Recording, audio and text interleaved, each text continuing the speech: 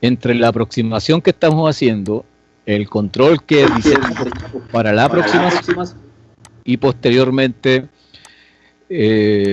sobre la planta real.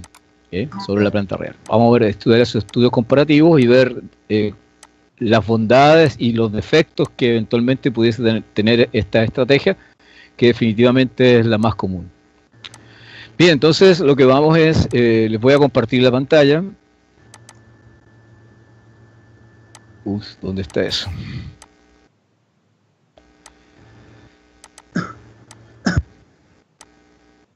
Ok, ¿tienen mi pantalla?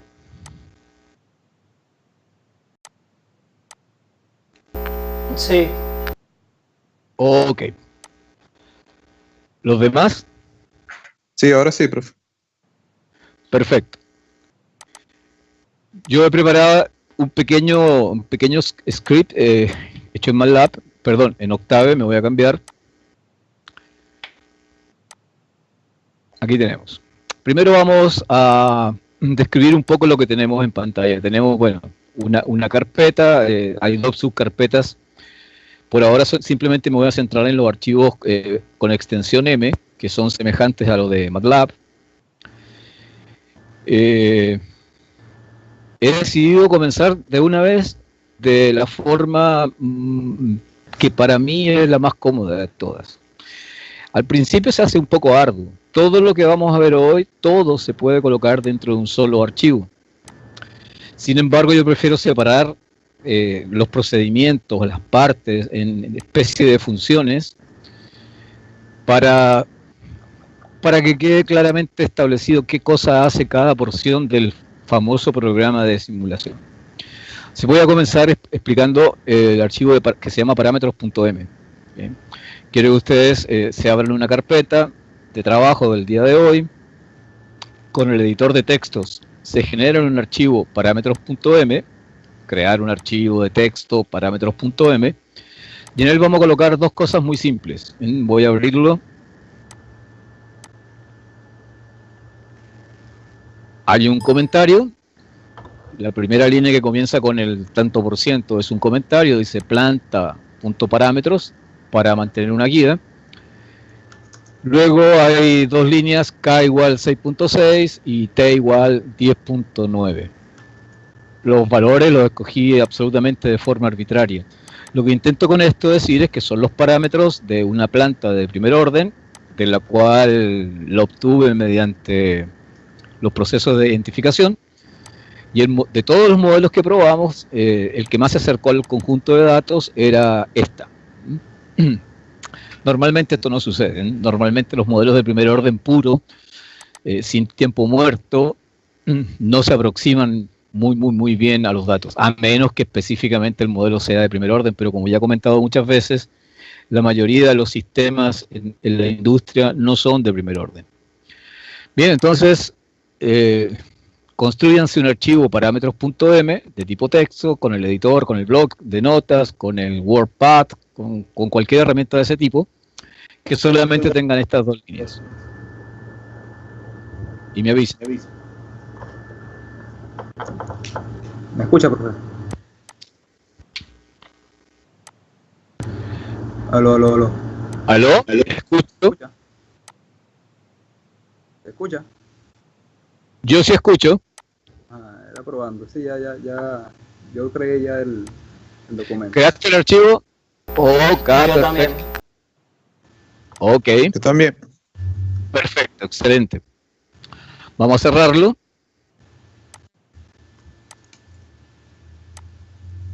Hay otro archivo que se llama pausa.m. Si mal no recuerdo, este tiene solamente una línea. Vamos a abrirlo con el editor de texto. Pausa.m. Tiene más de una línea. Aquí hay un aspecto diferente. La primera línea de todas dice function, un espacio. Y la continuación es el nombre exactamente igual a cómo se llama el archivo, pausa. Luego hay una instrucción printf, que es para colocar un mensaje en pantalla. Presione la tecla para continuar. slash n, todo eso entre comillas, y finalmente cierre paréntesis y hay un punto y coma. El punto y coma no es necesario, sin embargo por costumbre lo he puesto en casi todos los archivos. La línea que está a continuación dice fflush, fflush, y entre paréntesis el espacio no importa, puede existir o puede que no exista, da lo mismo, stdout. Lo que este comando hace es enviar inmediatamente lo que está pendiente de salida hacia el dispositivo estándar de salida, std standard out salida. Entonces lo que va a hacer es forzar a que el mensaje anterior sea mostrado en pantalla. Esta es una característica de tanto de MATLAB como de Octave, se puede configurar. Normalmente los mensajes no se envían en forma inmediata al dispositivo, sino que espera que se llene un buffer. De tal manera que mensajes cortos puede que tarden en mostrarse en pantalla. El comando fflush fuerza a que el mensaje salga de inmediato. Y finalmente se hace lo que el objetivo final es pause. El uso de los paréntesis, la apertura y cierre es obligatoria, porque la idea de esta función es que simplemente el programa se detenga esperando que uno presione una tecla. La idea es que en lugar de que el programa se ejecute cada vez que se llame esta función, se haga una pausa en la ejecución del programa.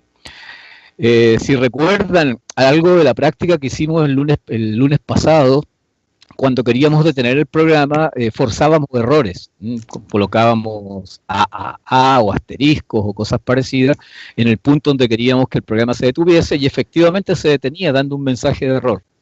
En este caso, en lugar de hacerlo de forma tan poco elegante, cada vez que queramos que el programa se detenga, simplemente vamos a llamar a pausa, nos va a poner el mensaje en pantalla y se va a detener esperando que presionemos la tecla de Enter. Esa es la idea de esto. Entonces, el otro aspecto interesante es una segunda forma de construir funciones.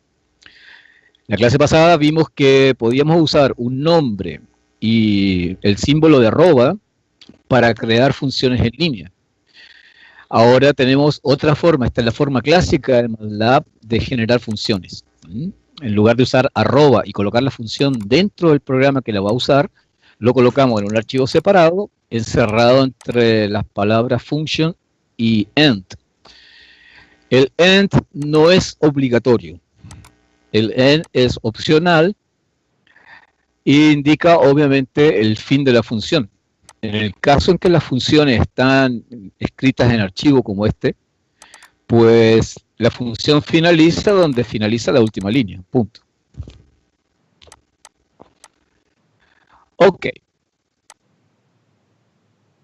Entonces tenemos dos archivos hasta este momento, una que define los parámetros del sistema de primer orden y otro archivo que va a ser una función para que la ejecución del programa se detenga.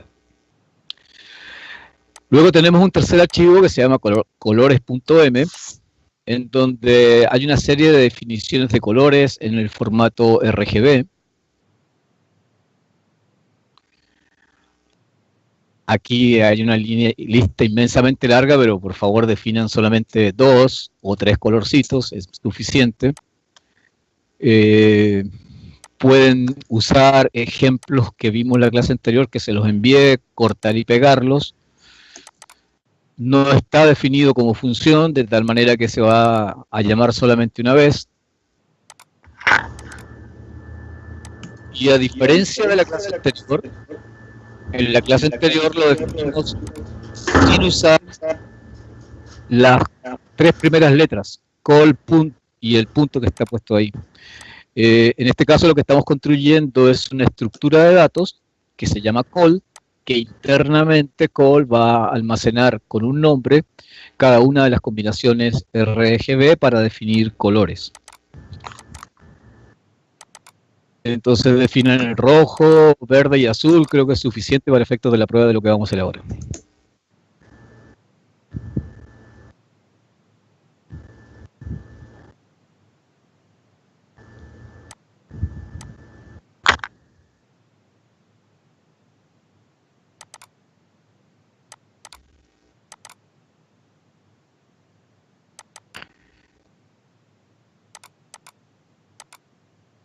Me avisan cuando lo tengan.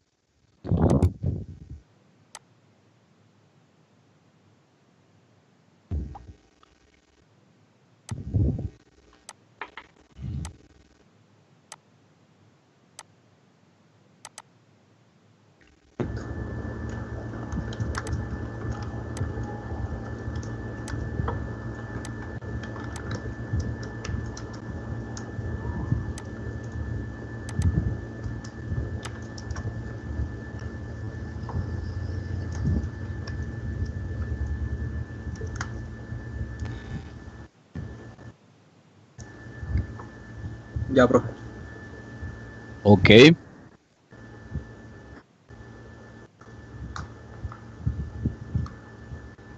¿Los demás también? Sí, ya casi. Casi, ok. Ahora sí. Bien, perfecto. Vamos a cerrarlo y vamos entonces a ir a ver el... Uy, me faltó uno. ¿Por Skype se pueden compartir archivos? ¿Sí? Sí. Vamos a ver cómo sería eso. Eso sí no lo he hecho nunca.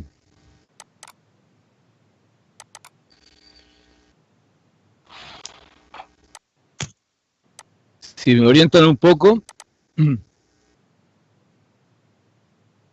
Pues esto lo cambiaron. ¿Cierto? Estoy tratando, se me olvidó, honestamente se me olvidó, paso a explicarles. Hay un archivo mucho más largo que, oye, vamos a perder tiempo si le pido que lo copien, que es este grafica.m. Vamos a ver si puedo encontrar un mecanismo para pasárselos de una vez. Pues se los puedo pasar por WhatsApp, pero Por correo, ¿no? Por un correo. por correo, Sí, por correo. ok. Vamos a abrir el correo y se los envío.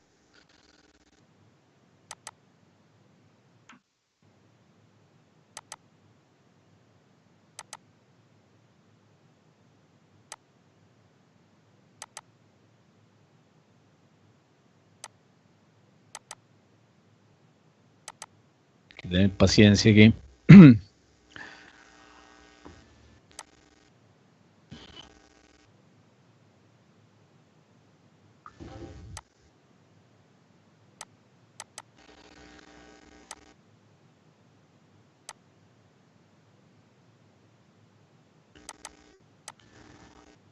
Ok. Daniel Useche. ¿Quién más está? Rafael. ¿Me ha escrito alguna vez Rafael antes? Sí, profe. ¿Cuál Rafael eres aquí? Rafael Velázquez. Rafael Velázquez. ¿Y qué más falta? Manuel Pérez. ¿Perdón? Manuel Pérez. Manuel. ¿Tú me has escrito antes? Alguna vez sí le he escrito. Uy, ¿No sale? no sale. Vamos, dame tu correo. Es Manuel.pe. Manuel.pe.mejías @gmail.com. @gmail.com. Ok, vamos a juntar un archivo aquí.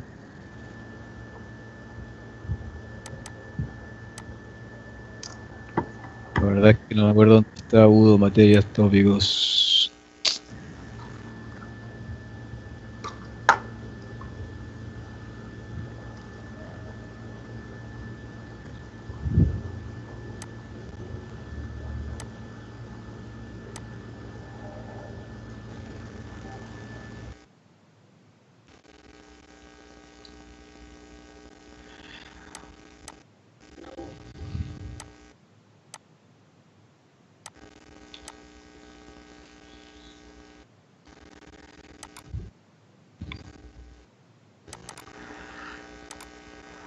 Ok, dice que están viendo.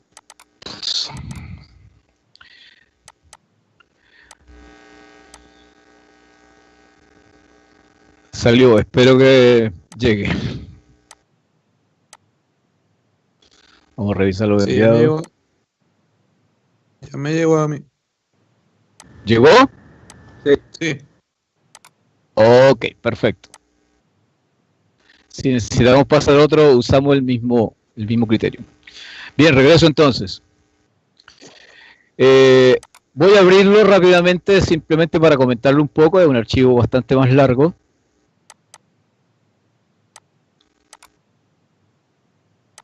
Es también una función para hacer gráficas.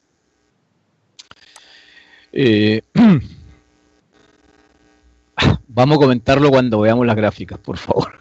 Es mucho más práctico ver el código que está escrito ahí que intentar explicar el código y después las gráficas. ¿Okay?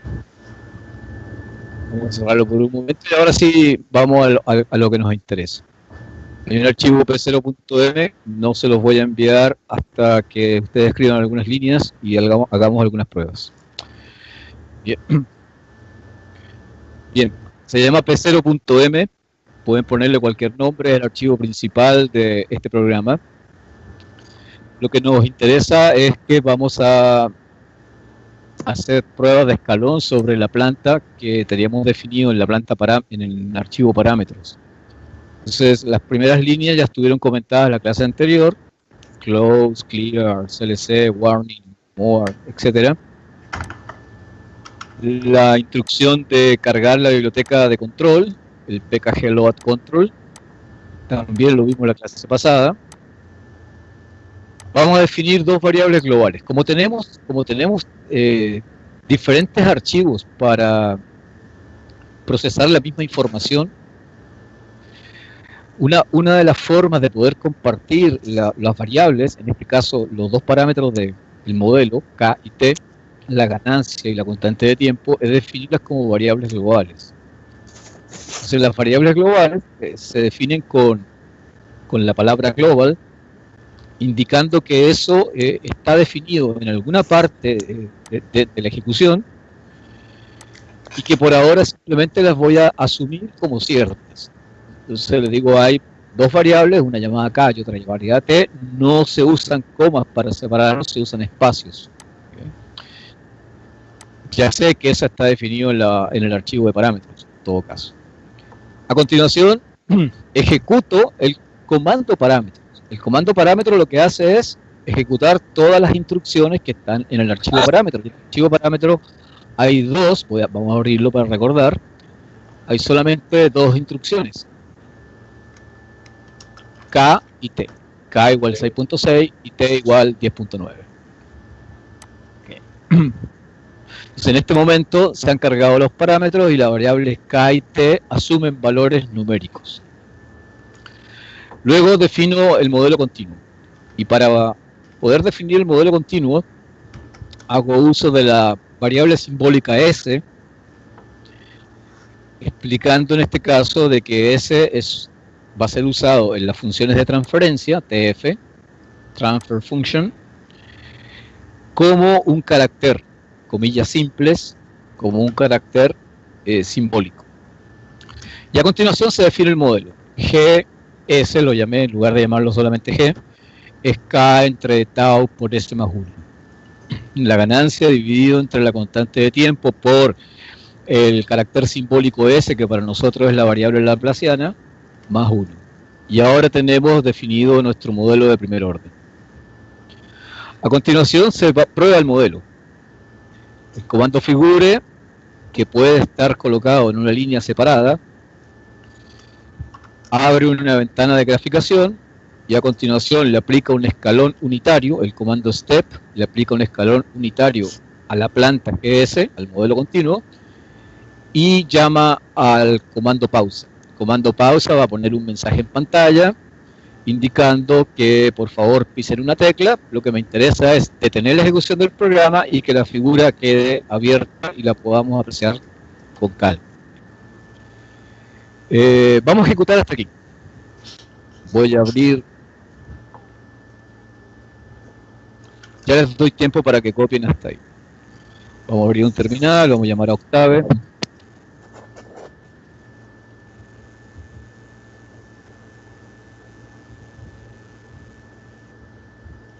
y vamos a llamar a P0, que es nuestro programa.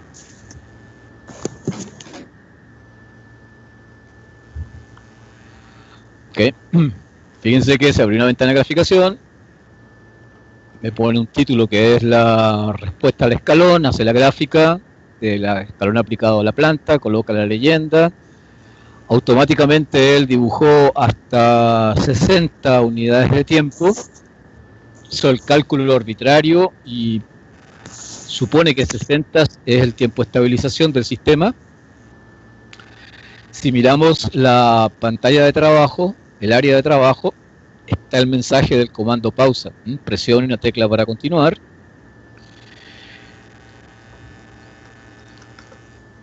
Si observamos nuestros valores, aquí están los comandos parámetros, la constante de tiempo era 10.9, casi 11. Por tanto, el tiempo de estabilización de un sistema de primer orden son 5 constantes de tiempo, sería 55. Entonces, alrededor de 55, bueno, y Octavio lo calculó bastante bien. La gráfica la hizo hasta, bueno, no se alcanza a apreciar bien arriba, pero hizo hasta 60. No sé si realmente llega hasta 60, pero está dentro del rango de lo que esperaba. Entonces, el resultado está bastante bien hasta este momento.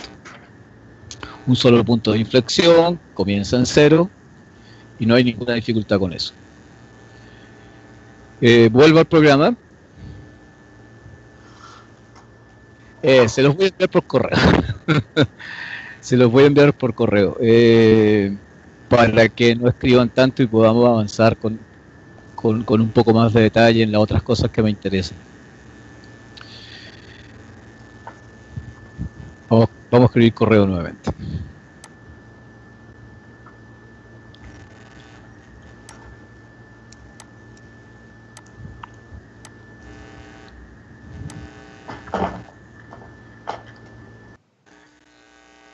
Y lo vamos a dejar abierto mejor por si necesitamos enviar algunas otras cosas. Entonces está Rafael Velázquez, Daniel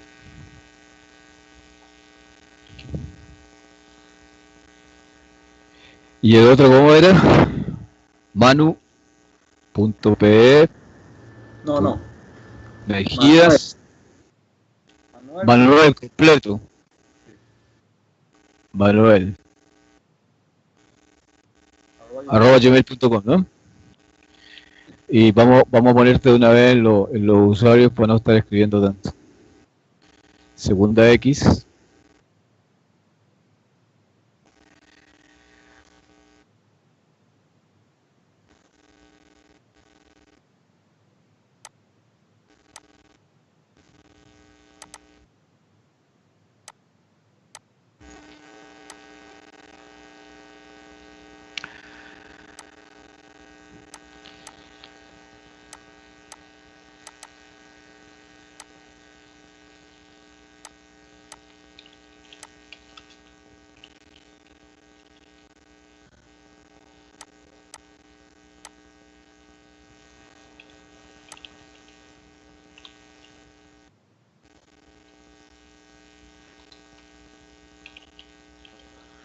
¿Está bien, Manuel? Manuel.pe.mejías.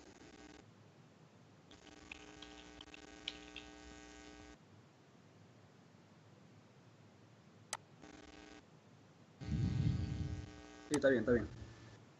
Ok. Estaba muteado. ¿Aló? ¿Aló? Sí. profe. Sí. Ok. Voy a seguir con él entonces hacia abajo. Claro que vamos a hacer una segunda gráfica.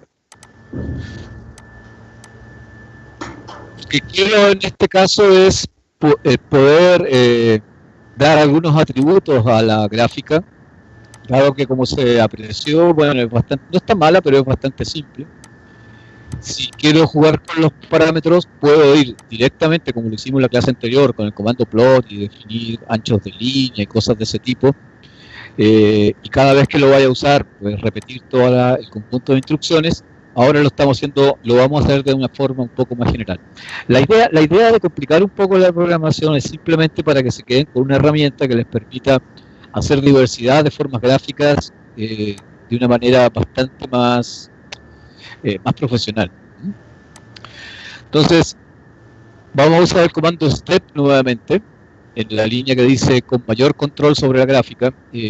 Vamos a usar el comando step de forma parecida a la vez anterior, step gs, pero ahora, en lugar de ir el resultado a una figura, el resultado se va a guardar en dos vectores. Un vector llamado y1, que es el vector de salidas, y un vector t1, que es vector de tiempos. Es decir, ahí Octave nos va a colocar los tiempos que él calculó, en los cuales debía tomarse algún valor, y qué valor tenía la respuesta del modelo para esos instantes de tiempo. Y con esos dos vectores vamos a hacer la gráfica ahora. La gráfica va a tener un título, prueba de escalón, va a usar en el eje X T1, que es el vector de tiempos calculado por Octave. En el eje Y va a usar Y1, vector de salidas del modelo. Es de tipo continuo, C. Lo va a graficar en qué colores, simplemente en color azul, hay solo una gráfica. De qué grosor, 2 píxeles por línea. ¿Qué va a poner como etiqueta? Y1. ¿En qué parte va a estar ubicada la etiqueta? En el sureste, abajo y a la derecha. Y le vamos a poner títulos a los ejes. Al eje horizontal le vamos a poner tiempo en segundos y al eje vertical amplitud. Fíjense que tal cual está definido, los títulos para los ejes están puestos ellos mismos en un vector. Es un vector de nombres y de hecho es un vector columna.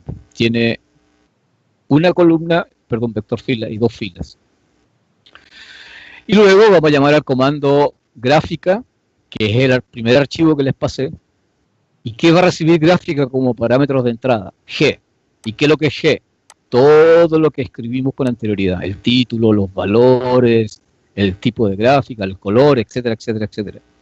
Y ese archivo se va a encargar de graficar con los atributos y características que describimos en el caso anterior. Y va a volver a hacer una pausa. El programa en este momento entonces va a tener dos gráficas abiertas. La primera figura dada por el escalón simple y la segunda figura formada por esta mejora, en teoría, a la gráfica que nosotros hicimos. Vamos a ejecutar hasta ahí. Por favor, pásense a Octave. En Octave vamos a parar la ejecución del programa.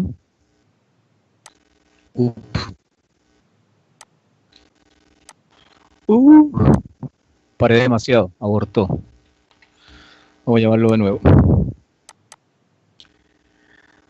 Ok, ejecutamos P0. Hace la primera gráfica, la voy a poner aquí. Presiono la tecla Enter. Y hace la segunda gráfica. Ahora tengo dos gráficas.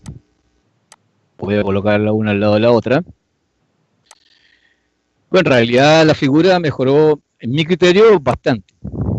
Tengo libertad de cambiar colores, cambiar grosores, disponer las etiquetas en diferentes partes, disponer de títulos, etiquetas para los ejes. Si algo no me gusta, pues modifico simplemente los parámetros, la pongo más gruesa, más delgada, cambio los colores, cambio la posición de las etiquetas, lo que quiera hacer. Las alternativas,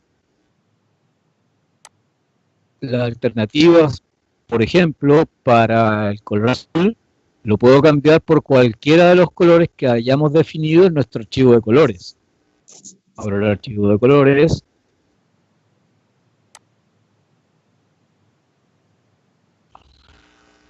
En este caso estoy usando azul, puede ser rojo, verde, amarillo, celeste, cualquiera de los que hayamos definido. Y les pedí a ustedes que definieran solo los tres primeros.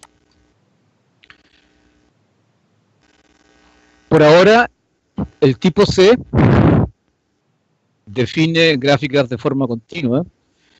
Más adelante vamos a ponerle tipo D a algunas gráficas que son gráficas discretas. Cuando más adelante, dentro de poquito, unos minutos más, vamos a hacer modificaciones del sistema para poder hacer simulaciones más precisas e incorporar el tiempo muerto. Vamos a hacer pequeñas diferencias en las gráficas entre los valores discretos y los valores continuos. O sea, entre un sistema estrictamente digital y la simulación de un sistema continuo empleando técnicas digitales, que es lo que estamos haciendo hasta este momento. Hasta este momento estábamos trabajando con S, que es el operador diferencial, el operador laplaciano continuo. Sin embargo, el computador donde estamos trabajando es discreto, es digital. Y todos los simuladores de tiempo continuo lo que hacen son aproximaciones discretas para poder representar esta información. Ningún computador de los modernos es continuo. Existen, sí los hay. Son muy poquitos.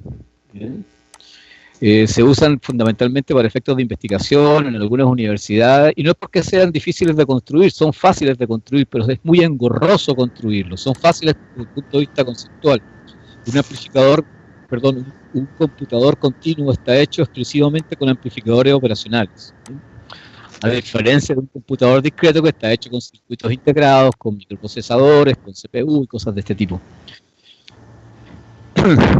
No sé si ustedes han usado MATLAB. Sí. ¿Sí? Sí. ¿Lo tienen instalado en sus máquinas? ¿Tú no? No. Ok. Lo tengo instalado, pero para poder usarlo tengo que cambiar la fecha del computador al 2009, no sé. Ok, no lo vamos a llamar, pues yo incluso estuve el fin de semana instalándolo y realmente yo quería hacer algunas comparaciones con efectos de MATLAB, pero realmente lo instalé, pero realmente no lo voy a ejecutar porque es un desastre. O sea, definitivamente me echa la máquina por el piso de inmediato y se demora minutos en dar respuesta de cualquier cosa. O sea, la versión 2018 es demasiado pesada, son 2 DVD, más de 12 gigas los discos de instalación y más de 20 y tantos gigas en el disco. Se necesita un super maquinón para poder ejecutar eso. Pero lo interesante, lo que quería, para los que usaron y para los que no lo hayan usado, pues puedan verificarlo en algún momento. Voy a repetir lo que siempre digo, para mí MATLAB es el mejor simulador de los que yo he usado con respecto a estos temas, que son simulaciones numéricas, el mejor de todos. Sin embargo, ya que he hecho algunos comentarios en cuanto a los requerimientos de demanda de equipo que hace. Cuando uno trabaja en MATLAB, casi siempre comienza por trabajar con el simulador gráfico, con el Simulink, y no escribe nada, no hace nada de lo que nosotros estamos haciendo. Simplemente agarra cajitas y le coloca números a las cajitas. Esta cajita es una función de transferencia y el numerador vale tanto y el denominador vale tanto y listo, se acabó. Coloca osciloscopios, coloca generadores de escalones, lo que necesite colocar todo de forma gráfica, va haciendo un dibujo, un mapa. Y luego le dice simula, pisa un botón como si estuviese haciendo una reproducción de video y comienzan a aparecer las señales en los osciloscopios, realmente muy bien, muy bonitas, muy buenas. Lo interesante de esto es que si abro los parámetros de la simulación de MATLAB, una de las primeras cosas que van a encontrar, van a encontrar tiempo final de la simulación. Por defecto MATLAB asume 10 segundos, eso es por defecto. Ustedes tienen que a mano colocar el tiempo, en este caso deberían colocar 60 o 55, colocarlo a mano. Y en la segunda línea de las opciones aparece método de solución. Ellos lo llaman el solver.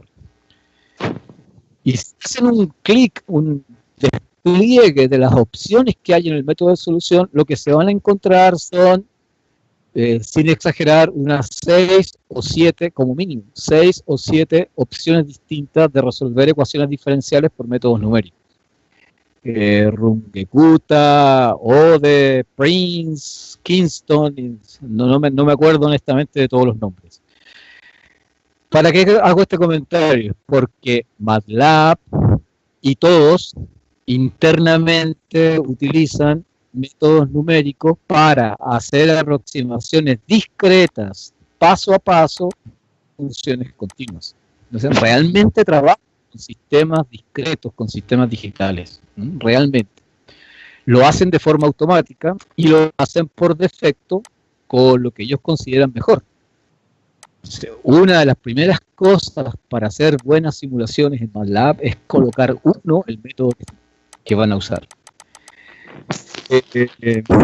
La importancia de eso, yo simplemente se las voy a mencionar, pero la importancia de eso lo estudian en el curso de control digital, que ahí se ven diferentes técnicas para hacer modificaciones, traspasos, desde el sistema continuo a un sistema discreto. Bien, hecho este comentario, sigo. El programa, después de haber terminado la segunda gráfica, dice: con mayor control sobre la prueba. Y ahora comienzo poco a poco a meterme dentro del mundo digital. Hay una variable llamada TS, dice TS es igual a T sobre 10. TS es el tiempo de muestreo. Tiempo de muestreo.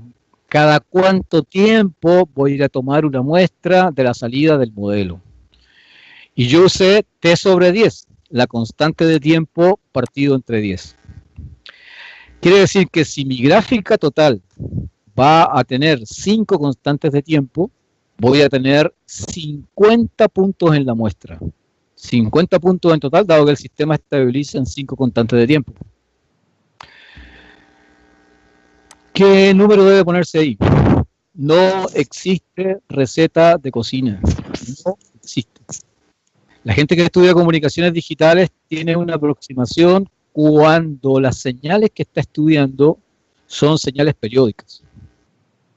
Hay un teorema, se llama teorema de Shannon, que establece que se necesitan más de 2 muestras por periodo para reproducir con cierto grado de fidelidad en forma digital una señal continua. Si tengo una señal de sonido, que normalmente son sumas de senoides, imaginemos que tengo solo una senoide, un tono de 1 kHz, un seno de 1 kHz, y lo quiero reproducir en términos digitales, entonces el teorema de Shannon establece que debo generar más de 2 muestras. Más de 2 muestras es 3 muestras como mínimo. 3 muestras por cada ciclo de la señal. De tal manera que debiera estar haciendo muestreos de si la señal es de 1 kHz, el periodo es 1 entre 1000. Si tomo 3 muestras, estoy tomando mi frecuencia de muestreo a 3 kHz. Cada 3 kHz iré haciendo muestras del valor de la señal seno. Entonces, para sistemas no periódicos, no existe ningún teorema que diga cuál debe ser el periodo de muestreo. Si nos remitimos a la literatura de control, los autores establecen que como mínimo deben tomarse 5 muestras por constante de tiempo. O sea, el tiempo de muestreo mínimo sería, el tiempo de muestreo máximo, perdón, sería T partido entre 5. Ese sería lo máximo. El tiempo mínimo no tiene límite. Mientras más puntos tome, desde el punto de vista teórico, mientras más puntos tome de una señal cualquiera, mejor va a ser su aproximación digital. Sin embargo, desde el punto de vista computacional, llegará un momento en que el computador ya no es capaz de dar más precisión y distinguir un punto al lado del otro, simplemente porque el computador está limitado. El computador tiene una cantidad finita de bits para poder representar los números. Entonces no tiene sentido que le pida que el tiempo de muestreo va a ser 1 por 10 a la menos 300, cuando el computador no es capaz de hacer esos tipos de cálculos. De tal manera que lo que se aconseja normalmente es que el tiempo de muestreo, el TS, sea T entre 5, como el mayor tiempo de muestreo, y algunos autores sugieren, entre ellos, bueno, yo no soy autor, pero aunque algo escrito, entre ellos yo me acerco mucho más a T sobre 20. en lugar de 10 como está puesto ahí. O sea, 20 muestras por constante de tiempo. Incluso, haciendo analogía con los sistemas gráficos, si tengo una pantalla que es capaz de reproducir, no sé, esta creo que es capaz de reproducir 1000 por 800 puntos, algo así, 1000 píxeles en la horizontal y 800 puntos en la vertical. Entonces, si quisiera hacer una gráfica usando toda la pantalla, en analogía cuando estoy en el laboratorio y quiero colocar una señal en su máxima excursión en toda la pantalla del osciloscopio, haciendo una analogía con eso, no tiene sentido que grafique más de 1000 puntos, porque la pantalla va a ser incapaz de reproducirlo. O sea, no tiene ningún sentido. De tal manera que si yo tengo 5 constantes de tiempo y quiero poner 5 constantes de tiempo en la pantalla, bueno, 5 constantes de tiempo a lo más van a ser 1000 puntos. Por tanto, cada constante de tiempo van a ser 200 puntos. Por tanto, el tiempo de muestreo más fino que pueda poner para efectos de graficación sería t entre 200. Entonces, eso ya me da un rango de por dónde debe estar el tiempo de muestreo. El mayor tiempo de muestreo, t sobre 5. El menor tiempo de muestreo para efectos gráficos, t sobre 200. Repito, la mayoría de la gente que trabaja en control, incluyéndome, usamos normalmente t sobre 20. T sobre 20.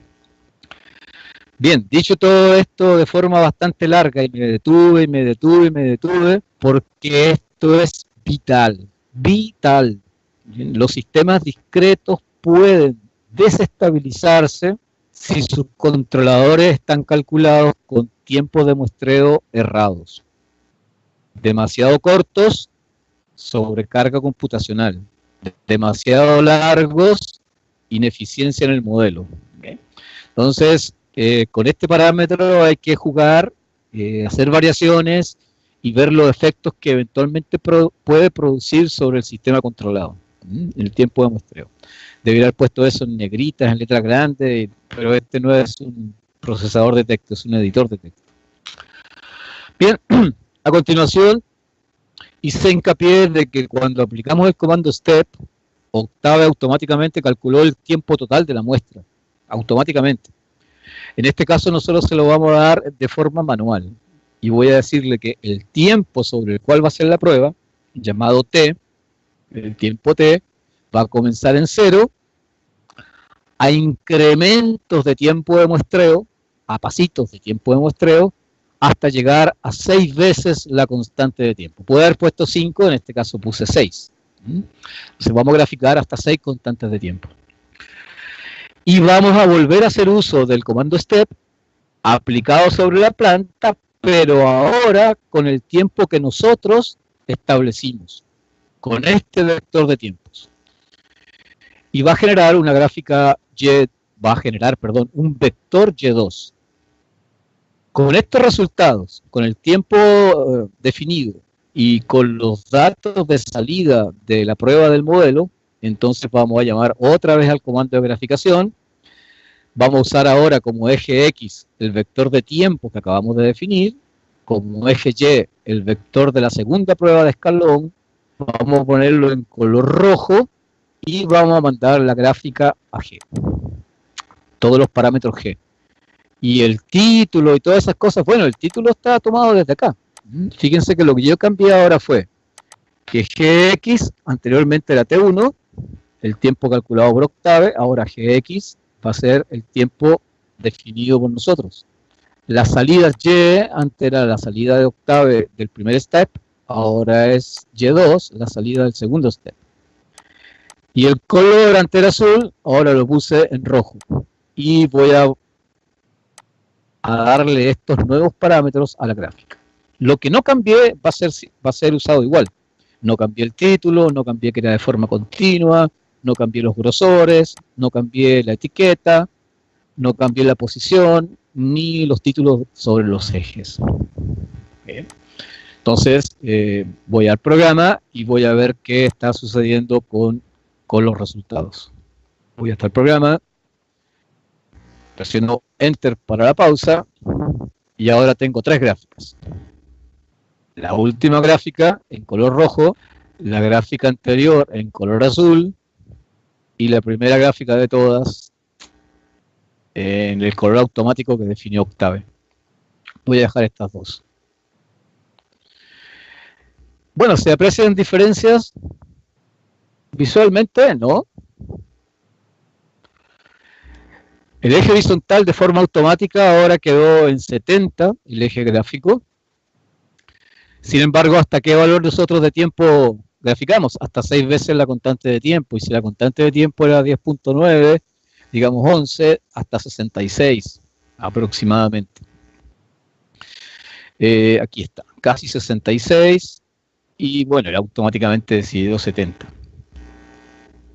Si no quiero que me quede este espacio en blanco y quiero que el final de los ejes quede justamente en el punto final de la gráfica, entonces puedo dar más opciones al comando de graficación y puedo ponerle aquí G límites y establezco dónde quiero los límites para X, entre qué valor y qué valor, y lo mismo para Y, entre qué valor y qué valor. Puedo ir jugando también con eso. ¿Está claro hasta aquí? Sí, sí. ¿Equipos? ¿Cómo? Si reprodujeron esto en su equipo, ¿están trabajando, haciendo las corridas? Sí, profe. Sí. Okay. Yo por lo menos no, porque le coloqué un nombre diferente a lo de parámetros por una P mayúscula, entonces no me lo reprodujo y lo estaba haciendo ahorita. Ah, ok. De todas maneras, yo estoy grabando todo esto y luego yo me pongo tranquilo a ver todas esas cosas. Ok, perfecto, está bien. Voy a seguir ahora. Otra parte dura.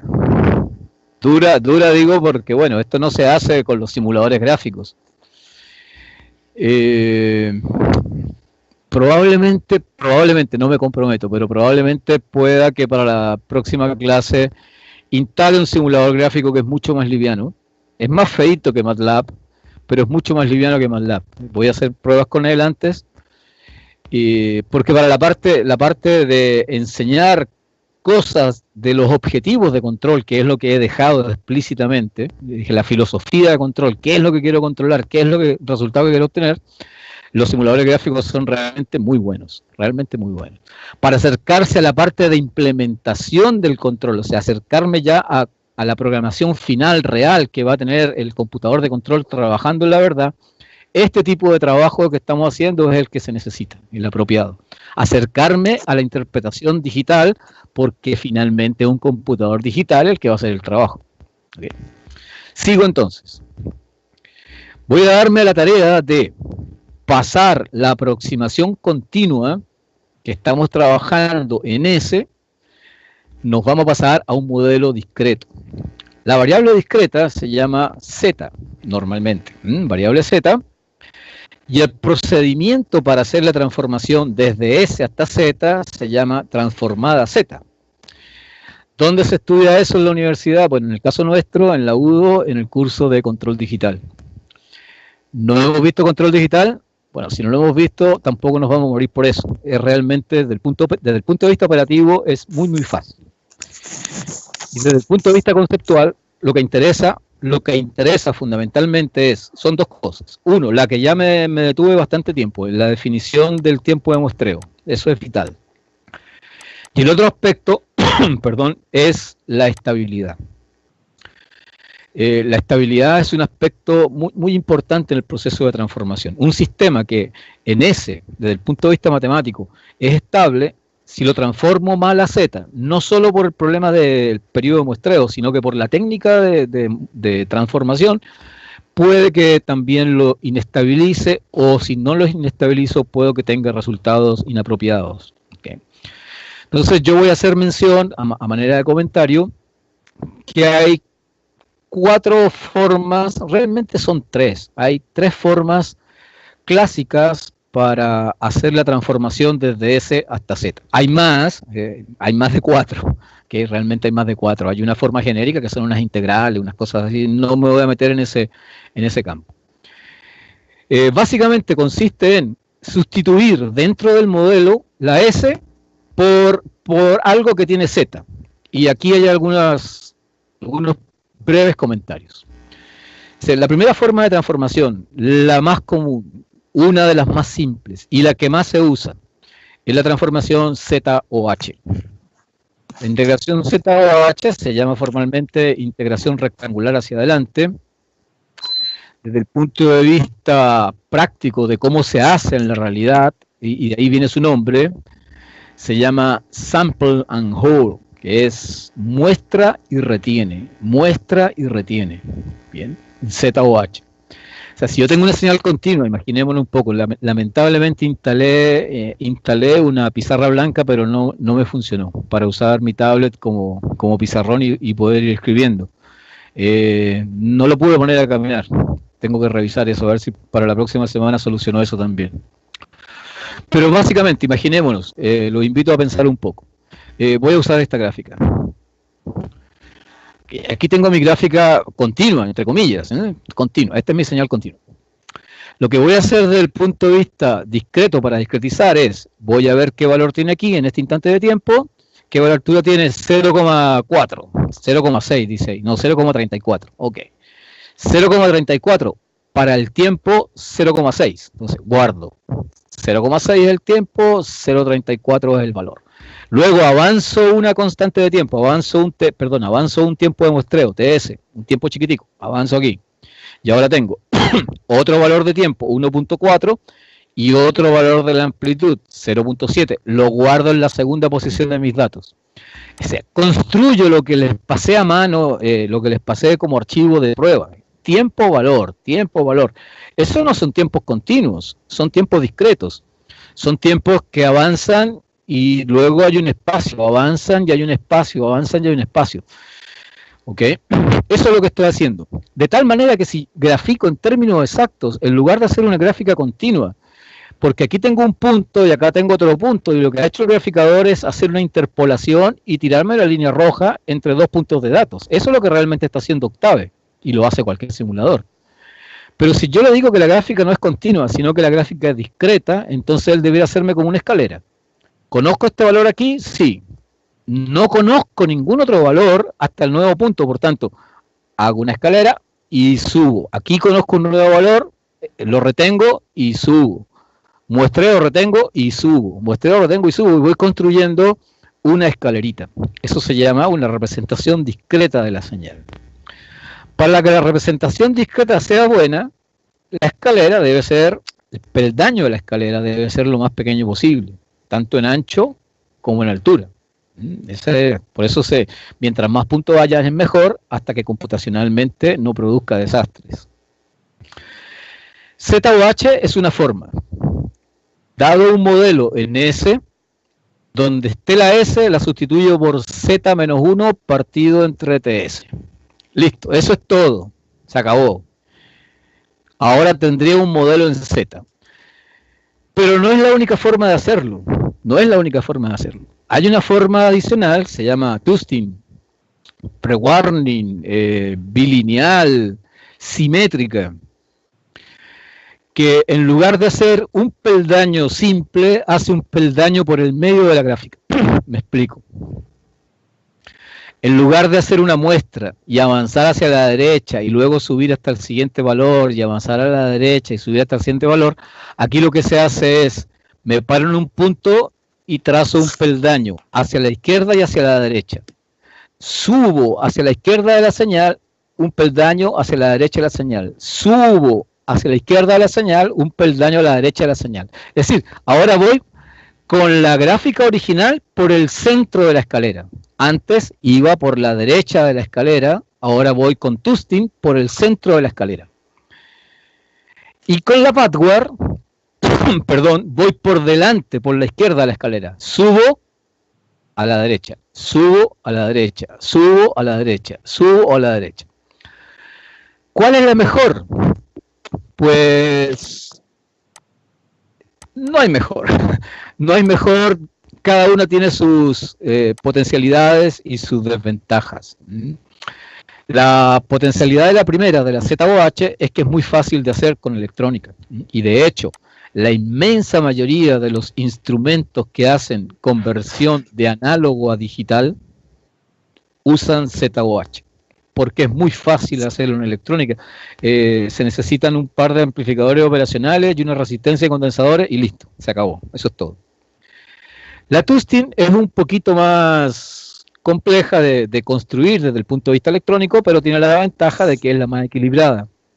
Es la que produce una mayor utilización del espacio Z. ¿Alguno de ustedes vio Control Digital?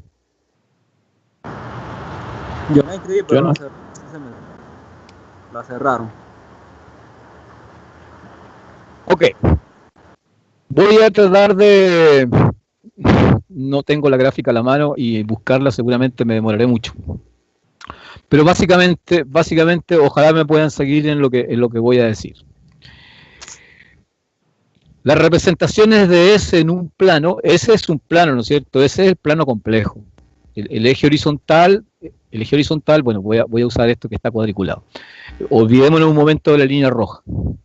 Simplemente la cuadrícula es todo mi plano S. En el centro tendría la línea que cruza el cero horizontal y la línea que cruza el cero en la vertical. Okay. Entonces, todo lo que está a la izquierda, el semiplano izquierdo, son la parte real negativa, el semiplano derecho es la parte real positiva. Lo que está arriba es la parte compleja positiva y abajo es la parte compleja negativa de mi plano imaginario S. ¿Cuándo es estable un sistema en S? Un sistema en S, en continuo. ¿Cuándo es estable?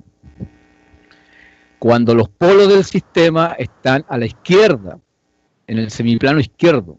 Es decir, tienen parte real negativa. ¿Por qué? Porque eso en el tiempo, cuando aplico la transformada inversa de Laplace, se transforma en una exponencial decreciente. Decreciente.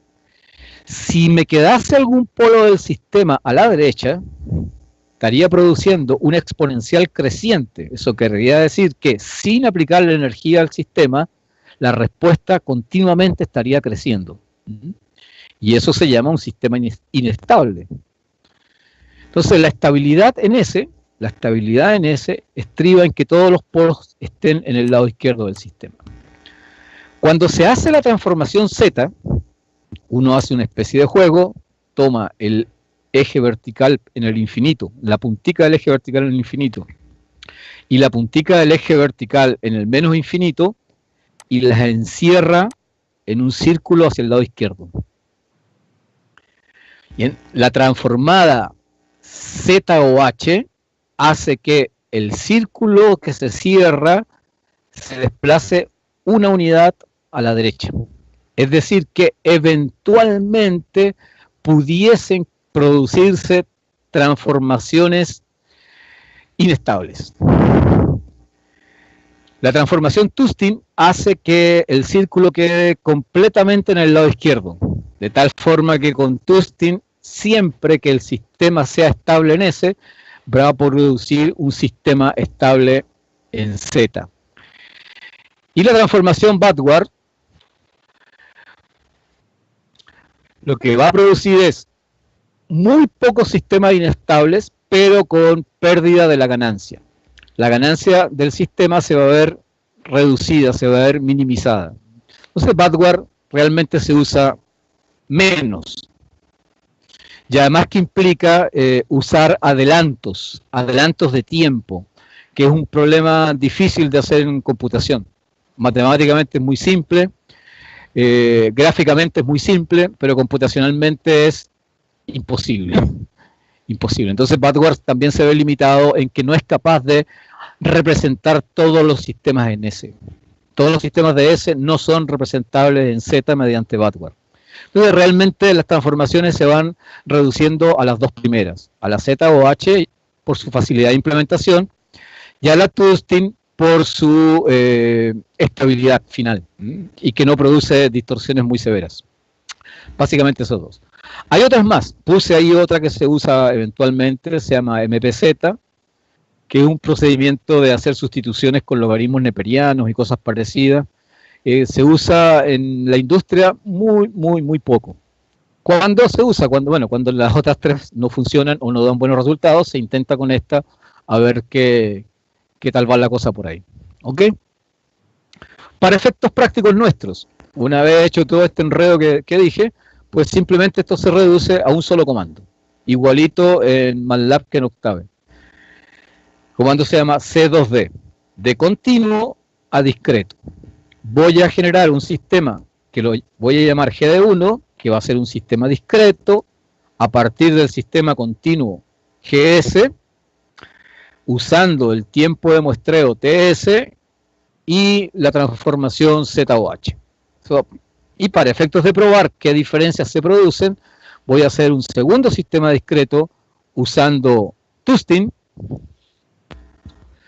Y si no tengo el C2D, pues me voy a hacer un tercer sistema discreto en donde simplemente donde antes aparecía S, aquí voy a usar, ¿qué estoy usando aquí? Z-1. Exacto, por TS por Z. ¿Cuál es esa? La primera ZOH, ¿no? Z-1 sobre T por S. Muy bien. Estoy usando Backward, ¿no? Sí, sí. Ah, usted dice la GD3. Estoy usando esta, Backward. Donde había una S antes, acuérdense que era K partido por T por S más 1. Aquí está la S. Toda esta. Ya.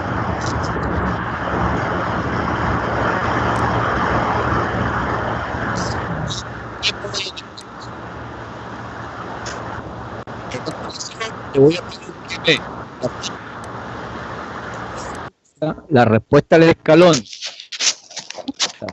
juntas del sistema continuo, el primer sistema discreto, el ZOH, el segundo sistema discreto, Tustin, y el tercer sistema discreto, Backward. A ver qué diferencias hay, si es que las hay, y las hay. Y nuevamente voy a llamar a una pausa. Voy entonces, mi programa, presiono la tecla, y aquí lo tengo. Aquí tengo 4 gráficas, no se aprecian, ¿no? Que se van a apreciar, pero algo se aprecia. Aquí hay una escalera por el frente. ¿Cuál es este? Escalera por el frente. El Backward. El GD3. Los otros prácticamente no se ven. ¿Sí? Realmente hay una escalerita muy pequeña hacia la derecha. Y aquí hay una de las muestras de que, bueno, el Backward pues, es el más alejado de la realidad en transformaciones. Por tanto, es casi que descartable. En la área de trabajo, intencionalmente puse la representación de los sistemas. El primero es GD1. Fíjense que ahora está el modelo. Este es mi modelo original. 6.6 la constante, 10 la ganancia, 10.9 la constante de tiempo. Este es el sistema original en S. Este es el sistema en Z, con transformación ZOH. Este que está abajo, el mismo sistema Z, pero con Tustin. Y este que está de último es el mismo sistema con Backward. Las representaciones se ven diferentes, claro que sí. ¿De qué orden son? Bueno, en S obviamente es de primer orden. Y desde el punto de vista polinomial, si no estuviésemos hablando de sistemas continuos ni nada, y sustituimos la Z por una X y miramos los polinomios, este sistema es de primer orden.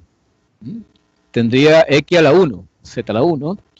Este sistema que está aquí también es de primer orden, pero hay una diferencia, porque aquí aparece Z arriba y aquí no aparece Z arriba. Este es un sistema estrictamente propio, este también es estrictamente propio, este sistema es propio. Es decir, propio es cuando el orden del numerador es exactamente igual al orden del denominador en términos de polinomios. Y este sistema también es propio. Más allá de eso, el último que lo descartaría porque está un poquito más alejado, estos tres se ven bastante bien. Gráficamente se ven muy bien en realidad estos tres. El continuo, que es el que me fascinaría que fuera así, pero no es así. Es así en la realidad, pero es así desde el punto de vista computacional. Esto es lo que realmente está pasando. Bien, vuelvo al programa.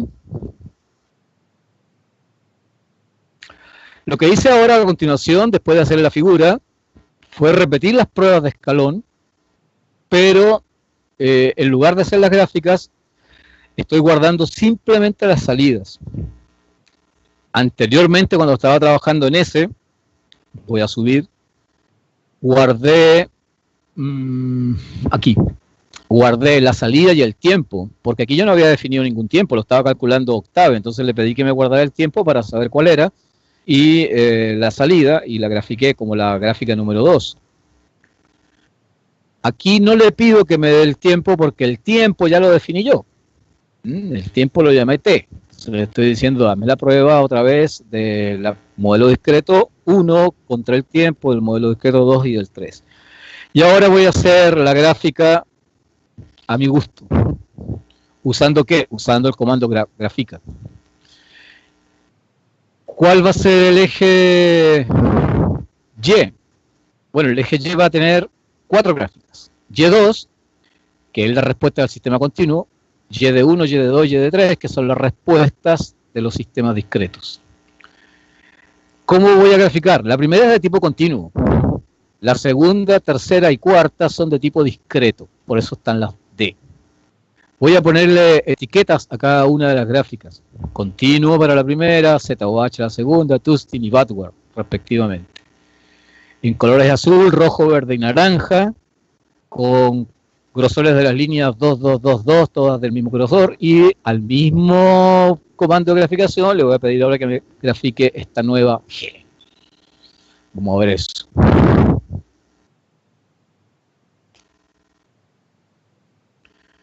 Aquí está, presiono una tecla para continuar, la presionamos. Y aquí tengo mi gráfica, que aquí sí se aprecia muchísimo mejor lo que estábamos hablando antes. Aquí sí se ve con bastante claridad cuando le pido explícitamente que me grafique en forma discreta las señales que son discretas. Aquí sí aprecio el backward, el forward, el Tustin alcanza a verse, sobre todo al comienzo, fíjense, la primera gráfica hay una línea por todo el medio, el Tustin, el que va por todo el medio. El que está aquí es backward, el forward, el naranjita por adelante. Esta gráfica está bastante mejor que la gráfica 4, en donde yo simplemente le pedí a Octave que graficara, pero no le dije mayores cosas. Él se dio cuenta que había una discreta y la puso de forma discreta, pero las otras no le prestó atención a que era discreta. Llegó y las dibujó y punto. Aquí explícitamente le estoy diciendo que es discreta.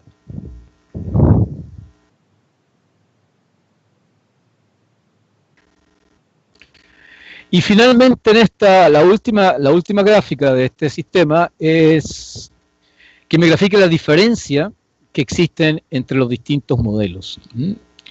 Entre el dato del modelo continuo menos los datos del ZOH discreto, la diferencia con respecto al Tustin discreto y con respecto al backward discreto. Van a ser gráficas discretas, ZOH, Tustin y backward, colores rojo, verde, naranja, 2. Y aquí termina la asignación.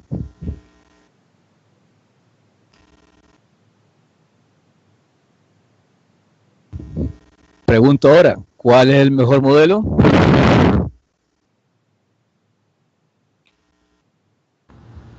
Pareciera que el que pasa por todo el centro, ¿no?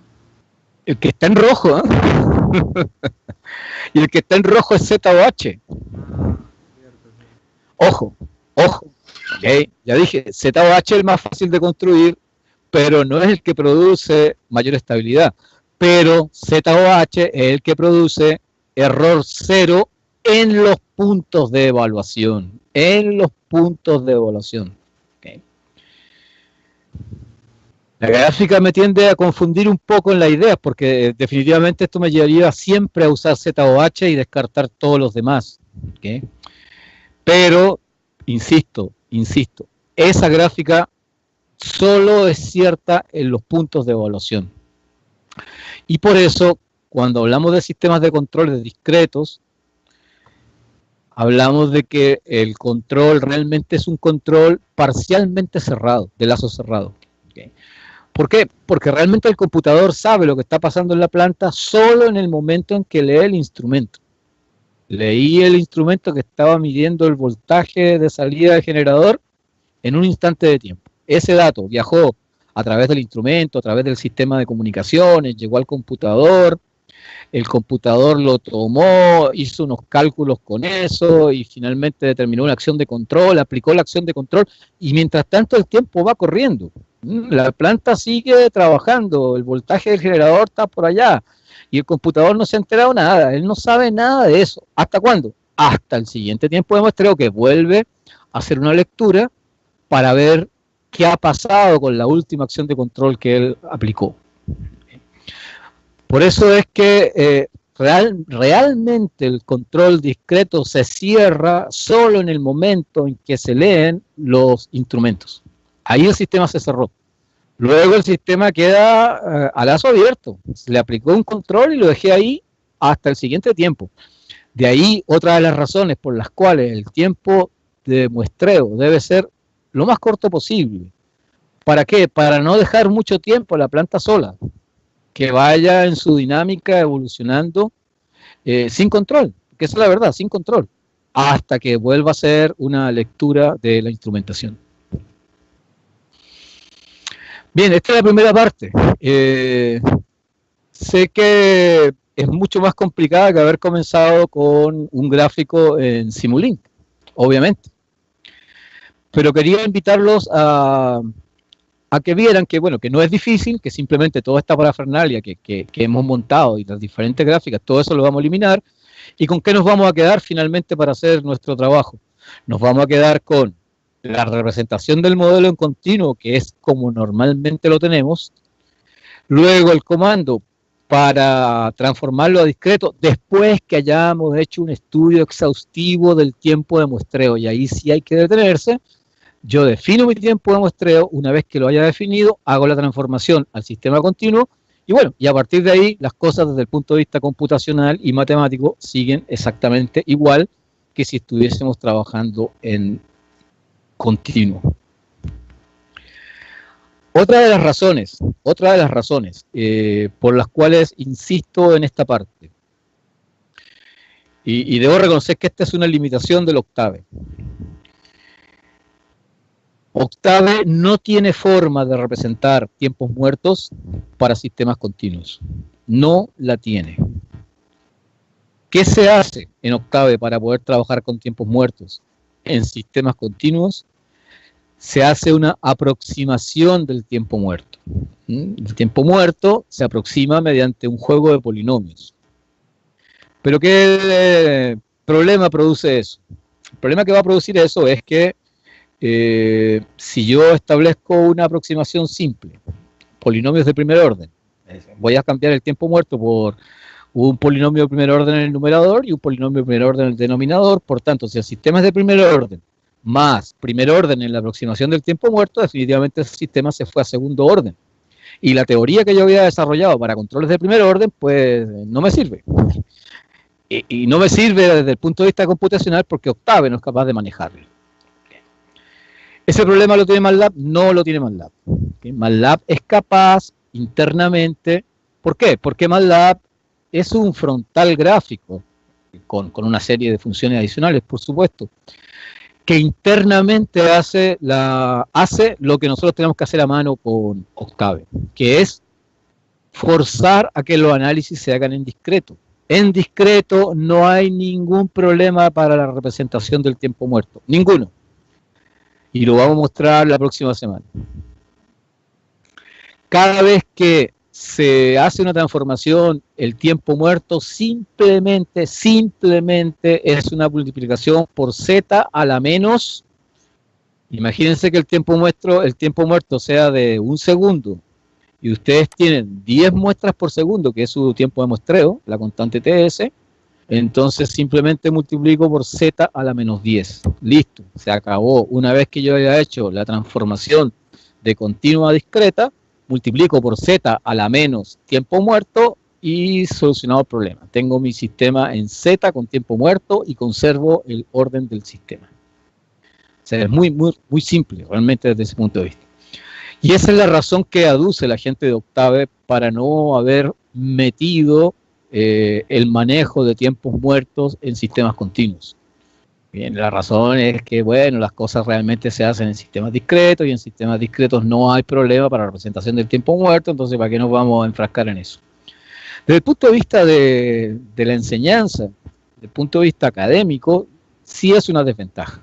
Sí, es definitivamente una desventaja, porque es mucho más cómodo tener K entre tau por S más 1 multiplicado por E a la menos S por L y listo, que hacer la conversión y después tener que multiplicar por Z a la menos L por TS. Entonces, ese problema del tiempo muerto, no estoy seguro si otros... Hay una versión de EasyLab que también incorpora el manejo de tiempos muertos continuos, pero las versiones más antiguas de EasyLab tampoco lo tenían. Ellos tampoco lo habían incorporado, lo incorporaron ahora último para tratar de hacerlo más competitivo con respecto al MATLAB. ¿Ok? ¿Alguna pregunta? No.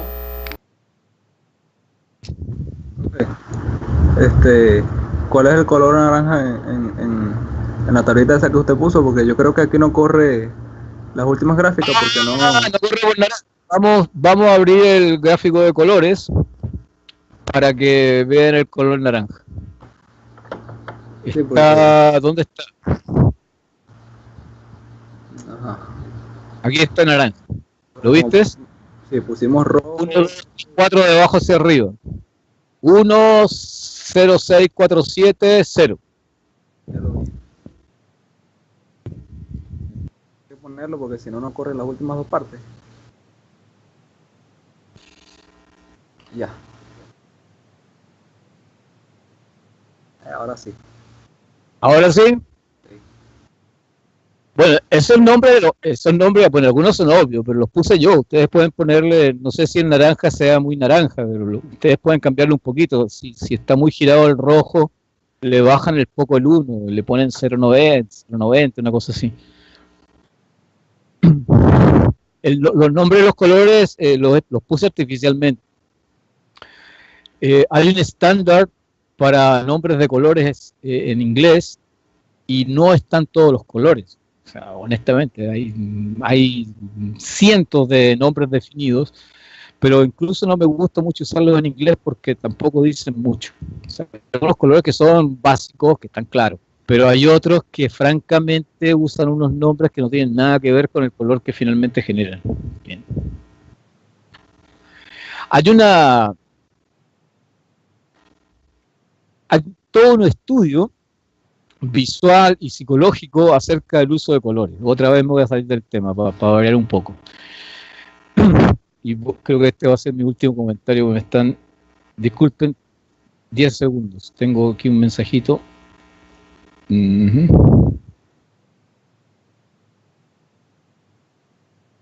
Ok, pues sí, voy a hacer un último comentario sobre los colores que estaba hablando. La idea es sencilla. Cuando ustedes tienen múltiples gráficas en una ventana, la idea es tratar de usar colores que contrasten entre sí lo máximo posible. Entonces, para definirlos, a veces cuesta.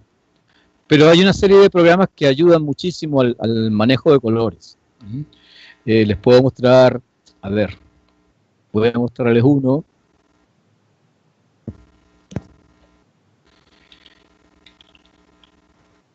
G-Color 2 se llama, este existe para todo, prácticamente para todos los sistemas operativos. G-Color se llama normalmente. ¿Okay? Entonces, G-Color tiene dos definiciones básicas de la estructura de colores, la RGB, la RGB, que es la que normalmente se usa en los programas matemáticos, y la HSV, que es la que normalmente se usa en los programas de edición gráfica, fotografía, el PaintShop, el Publisher y ese tipo de cosas. Y aquí está la rueda de colores. Entonces, consiste fundamentalmente en ir usando colores que sean opuestos en este círculo de colores. Si tengo un color azul para una gráfica, por ejemplo, marcada aquí, fíjense que este color que acabo de seleccionar es rojo 255, bueno, está demasiado fuerte. Vamos a ponernos por aquí. Este color que acabo de seleccionar aquí tiene bastante azul y mucho menos rojo y verde. Tiene bastante hue, no me acuerdo cuál es la traducción de hue, honestamente. Honestamente no me acuerdo. Un color que se contraponga bastante a este. Bueno, me puedo girar en el sentido contrario acá y me pongo por aquí. Y entonces aquí me da un 204, 218, ahora uno con bastante rojo, con bastante verde y muy poquito azul, es bastante contrario al azul anterior. Y por tanto entonces puedo hacer una gráfica en azul y la otra en este colorcito y se van a ver muy muy bien. Y de esta forma ir jugando. Y uno puede ir moviendo la rueda y van generando diferentes colores y se desplazan hasta ver qué color es lo que quieren en su representación. Y aquí les da, aquí no usan entre 0 y 1 como está usando Octave, usa entre 0 y 255. Pero bueno, no cuesta nada hacer la traducción. Algunos colores tienen nombre. Si yo me paro aquí donde dice nombre y le digo que es red, red, él toma el color estándar red y me dice que es 255. Fíjense que el rojo nosotros lo definimos como 100. Aquí está bien. 100, rojo. Y aquí en este programa es 255, que correspondería a un 100. Hay otros colores aquí, no sé, magenta creo que está definido. Y tenía un moradito. Brown, no me acuerdo si brown está definido o si lo voy a escribir bien, si está definido. Y bueno, ustedes pueden ir jugando ahí. Salmón, no sé si salmón está definido también. Eso está, casi todos los programas de dibujo, en los apéndices tienen alguna documentación sobre el manejo de colores. La otra forma es simplemente pararse en... A ver, se paran ahí en 0. Vamos a partir del rojo. Y luego van girando en grados aquí. Simplemente en el hue y va dando diferentes tonalidades y posteriormente va cambiando.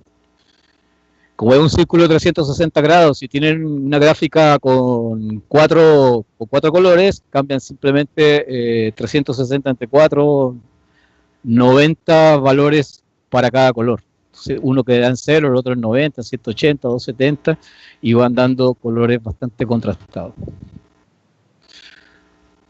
Ok, vuelvo a mi programa. Muchachos, si no hay preguntas, los voy a dejar aquí. Y la próxima clase lo que vamos a trabajar es, sobre la base de esta, vamos a ir colocando cómo se diseña el control. ¿Cuál es el objetivo del control? ¿Qué hay que buscar para seguir algo? Por ejemplo, que llegue más rápido al valor, que tenga sobreimpulso ganando velocidad, que no tenga sobreimpulso, que la respuesta de la acción de control sea lo más suave posible, lo más ascendente de forma constante posible, que el sistema tenga la posibilidad de rechazar perturbaciones independientemente si están son conocidas con antelación o no. Eso se llama robustez, ¿no? Que el sistema sea robusto o no importa tanto la robustez, sino que importa más el seguimiento. Si lo que interesa es que siga muy bien a una referencia cambiante o por el contrario, si la referencia no cambia y lo que necesito es que luche permanentemente contra las perturbaciones, que es el objetivo fundamental de la mayoría de los controles industriales. Nosotros en la academia nos preocupamos mucho, porque es la parte matemática más compleja y que tiene más riqueza de variación, de que el sistema de control siga referencias, y siempre ponemos nuestros esquemas de control diciendo que la salida debe seguir a la referencia. Eso está bien, pero resulta que en la industria la mayoría del tiempo la referencia no cambia, la referencia está constante, de tal manera que el control está puesto ahí ¿para qué? Bueno, el control está puesto para luchar en contra de las perturbaciones. La referencia no cambia, y probablemente no cambie por días, por meses, hasta a lo mejor por años, pero continuamente un sistema real está sometido a perturbaciones. O sea, si yo tengo un horno y me abren la puerta del horno, hay perturbación sobre la temperatura. Si el mismo horno, el día está lluvioso como ahorita, bueno, la temperatura baja, la temperatura exterior, por tanto la temperatura interior también, y a mí me interesa que la temperatura se mantenga constante. Entonces, cualquier cosa que me altere y no esté modelada se llama perturbación, y el objetivo es que la perturbación que se produzca no afecte o afecte lo menos posible a la salida del sistema. Entonces, vamos a hablar sobre los objetivos del proceso, y en función de eso, qué tipo de control debe llevar y cómo deben calcularse los parámetros del control para cumplir con esos objetivos. Y la segunda parte que vamos a ver respecto a eso es una imposición de la realidad. Van a llegar a muchas industrias en donde los controles ya están puestos. O sea, el proceso, la planta se construyó hace muchos años y los sistemas de control están puestos ahí. Por tanto, no se van a hacer inversiones en cambiar controles nuevos, probablemente, a menos que los problemas sean muy, muy grandes y amerite hacer una cosa de ese tipo. De lo contrario, ¿qué es lo que van a hacer? Ajustar de la mejor manera posible el control que ya existe. Entonces, si ya existe, tiene limitaciones, ¿eh? Si se compraron unos PID, los que están puestos ahí son PID. Listo, no tengo otra cosa que PID. Entonces, ¿qué puedo hacer con los PID? ¿Cuándo va un PI? ¿Cuándo va un PD? ¿Y qué valores? ¿Cómo puedo jugar con ellos? ¿Para qué aumento P? ¿Para qué disminuyo P? ¿Qué hago cuando aumento I? ¿Qué hago cuando disminuyo I? Bien, esos dos enfoques, el enfoque teórico de lo que se quiere desde el punto de vista teórico, y el enfoque práctico, ¿qué es lo que puedo hacer con lo que tengo? Entonces vamos a dar esas dos visiones para efecto de ajustar controladores. ¿Estamos? Ok. Nos despedimos entonces. Los dejo, que tengo que salir ahorita a buscar a mi hija al médico. Gracias, profe. Ok, venga. Gracias. Bueno.